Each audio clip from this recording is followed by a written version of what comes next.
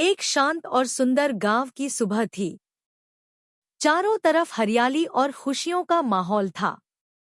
इसी गांव में रहता था एक प्यारा सा कुत्ता लालिया। लालिया पूरे गांव में घूम घूम कर सबको मुस्कुराकर नमस्ते करता था। उसके पड़ोस में रहती थी एक मुर्गी चूचू, जो अपने घोंसले में बैठी थी। चूचू के 5 अंडे धीरे धीरे हिलने लगे और फिर अंडे फूटे। 5 छोटे छोटे चूजे बाहर आए। सबसे छोटा चूजा था शोता। वह बहुत नन्हा और शरारती था। चूचू चूजों को दाना देने लगी, लेकिन उसे एक कमी महसूस हुई। चूचू घबरा गई। शोता कहाँ चला गया? रोती हुई चूचू लालिया के पास आई और बोली, मेरा शोता गुम हो गया है। लालिया बोला, चिंता मत करो, मैं तुम्हारी मदद करूंगा। सबसे पहले वे खेत में खड़ी गाय के पास पहुंचे। गाय बोली, नहीं, मैंने कोई चूजा नहीं देखा। फिर वे बकरी के पास गए, लेकिन उसे भी कुछ पता नहीं था। तालाब पर बतख से पूछा गया, पर वहां भी कोई जवाब नहीं मिला।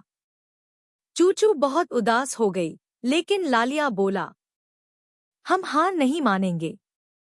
दोनों जंगल की तरफ बढ़ने लगे। चारों तरफ सब शांत था।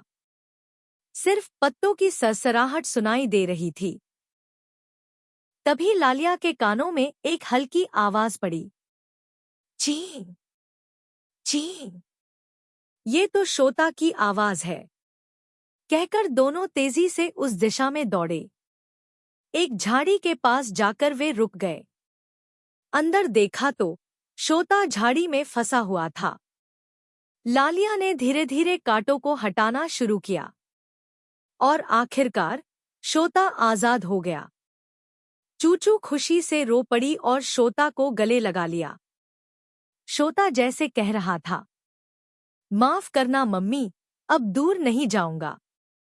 तीनों खुशी खुशी गांव की ओर लौटने लगे।